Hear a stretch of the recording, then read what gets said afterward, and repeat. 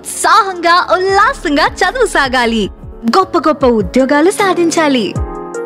Vignan deemed to be university. Right, BRS నుంచి బయటకు వచ్చారు గువ్వల బాలరాజు గారు. సో రాజీనామా చేశారు.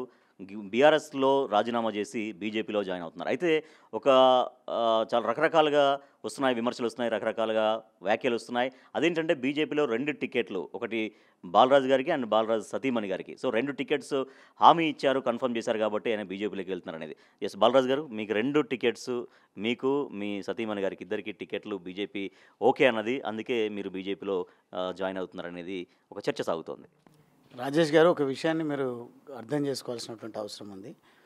నేను అచ్చంపేట మున్సిపల్ ఎన్నికల సందర్భంగా 20కి 20 స్థానాలు గెలుపొందడం జరిగింది.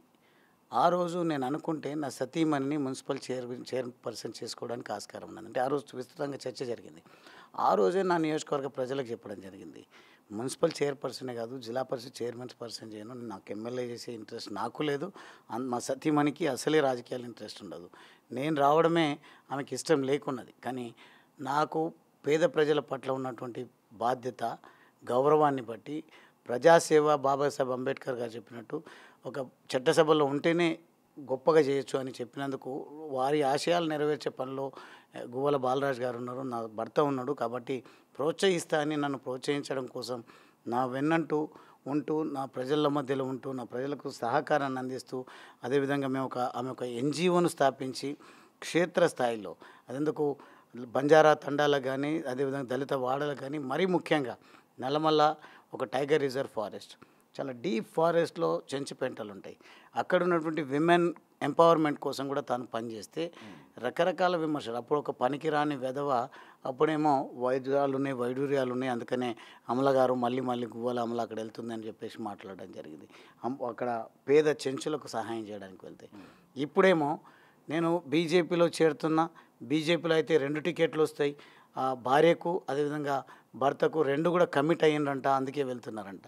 నిజంగా వారికి అంటే మీ శ్రీమతి గారికి నిజంగా అసలు రాజకీయాల పట్ల ఆసక్తి లేదు. ఎందుకంటే మీతో చాలా సందర్భాల్లో ఎలక్షన్స్లో క్యాంపెయిన్లో పార్టిసిపేట్ చేశారు. నిన్న మొన్న చాలా విపరీతంగా ఒక వీడియో కూడా జరుగుతుంది, మనం ఈ జెండా వదిలేస్తామా, ఎట్టి పరిస్థితిలో ప్రాణం పోయినా ఈ జెండా వదలమంటూ గులాబీ జెండాను ఉద్దేశించి మాట్లాడడం. అంటే ఇవన్నీ ఉన్నాయి కాబట్టి డెఫినెట్గా వారు కూడా రాజకీయాల్లోకి వస్తారు, అందుకే వెళ్ళారు. సో అక్కడ ఆల్రెడీ ఒక కమిట్మెంట్ ఇచ్చేశారు అనేది జరుగుతున్నటువంటి చర్చ. అంటే వారికి ఇంట్రెస్ట్ లేదా, మీ సతీమణి గారికి ఇంట్రెస్ట్ లేదా రాజకీయాలకు నేరుగా రావడం? 100కు 1000% నా సతీమణికి రాజకీయాల్లోకి రావడం ఇష్టం లేదు. 100కు 1,00,000% నాకున్న ఆశయాన్ని బట్టి నా భర్త చట్టసభల్లో ఉండాలనే కోరిక అయితే చాలా ప్రగాఢంగా ఉంది తనకు. కానీ ఇప్పుడైతే నా విషయంలో కూడా నేను నా సతీమణి చర్చించుకుంటున్నది, మనము చట్టసభల్లో ఉంటే పవర్ఫుల్ ఉండాలి, లేకుంటే పవర్ఫుల్ గొంతుకగా ప్రజల వాయిస్ను వినిపించే విధంగా ముందుకు పోవాలని నిర్ధారించుకున్నాం. కాబట్టి నేను నా సతీమణిని రాజకీయాల్లోకి తీసుకురావడం లేదు, ఎవరు కూడా దీనిపైన ఆందోళన పడాల్సినటువంటి అవసరం లేదు, మాకు అంత ఇంట్రెస్ట్ అంతకంటే కూడా లేదు అని మీ బిగ్ టీవీ ద్వారా నేను స్పష్టం చేస్తా ఉన్నా. దయచేసి మీకున్నటువంటి సోర్సెస్ ద్వారా, మీరు సోషల్ మీడియాలో, మరి ముఖ్యంగా యూట్యూబ్ ఛానళ్ళల్లో మీరు చాలామంది గొప్ప నెట్వర్క్ ఉంది, సాధ్యమైనంత మేరకు ఈ సందేశాన్ని పంపే ప్రయత్నం చేయండి రాజేష్ గారు. ఎందుకంటే నా సతీమణి కారణం వస్తుంది అని కాదు, ఎక్కడ వస్తుందో అనే భయంతోన వాడకూడని భాషలో కామెంట్స్ చేస్తూ ఉన్నారు, ట్రోల్స్ చేస్తూ ఉన్నారు. మహిళ అనేది కూడా చూడకుండా, ఒక చెల్లియో తల్లియో అని భావించకుండా ఇష్టానుసారమైనటువంటి భాషలో మరీ ముఖ్యంగా ఎవరు మాట్లాడుతున్నారు. కానీ నేను కొంత చేంజ్ నాలో తీసుకొచ్చుకోవాలనే ప్రయత్నం నేను చేస్తూ ఉన్నా. నిజంగా గతంలో ఉన్న బాలరాజు అయితే ఇప్పటికీ సోషల్ మీడియా ద్వారా మాట్లాడుతుంటే, మెయిన్ స్ట్రీమ్ మీడియా ద్వారా మాట్లాడుతుంటే, అవసరం అనుకుంటే ప్రత్యక్షంగా వెళ్ళి పళ్ళు ఇరగొట్టేటువంటి వాడిని. మహిళలను మాట్లాడడం ఏంది, ఏ నోటికి వచ్చినటువంటి భాషలో కామెంట్స్ పెట్టడం ఏంది, ఇష్టానుసారంగా ఈ రకంగా మాట్లాడడం వల్ల సమాజానికి ఏం సందేశం ఇస్తున్నామో. ఒకవేళ నిజంగా మహిళలు రాజకీయాల్లోకి వస్తారంటే వెల్కమ్ చేయాలని ప్రోత్సహించే విధంగానే కామెంట్స్ కూడా ఉండాలి. ఇన్ కేసు ఒకవేళ నిజంగా వారు వస్తే కనుక వారిని ప్రోత్సహించే రకంగా ఉండాలి. కానీ మీరు అన్నట్టుగా ఇట్లా హట్ చేసే రకంగా మాట్లాడడం అనేది ఎవరికైనా బాధాకరమే.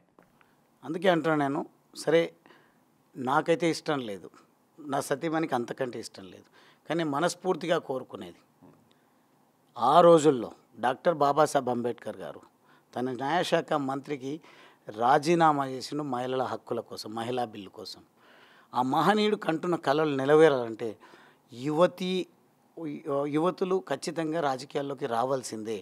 ఎంతెందుకు బీజేపీ గవర్నమెంట్ మహిళా బిల్లును కూడా పాస్ చేసింది. రేపు ఖచ్చితంగా మహిళా రిజర్వేషన్లలో సీట్లు కూడా పెరిగేటువంటి మహిళల కోసం పెరిగేటువంటి అవకాశం ఉంటుంది. నాకంటే లేదు ఎందుకు ఇష్టం అంటే నేను యువకుడిని, ఇంకా నేనే 15, 20, 30 సంవత్సరాలు రాజకీయాలు చేయడానికి ఆస్కారం ఉంది. ఎవరికైనా ఇంట్రెస్ట్ ఉంటే, నా సతీమణికి ఇంట్రెస్ట్ లేదు కాబట్టి నేను పుష్ చేసే ప్రయత్నం ఎక్కువగా చేయను.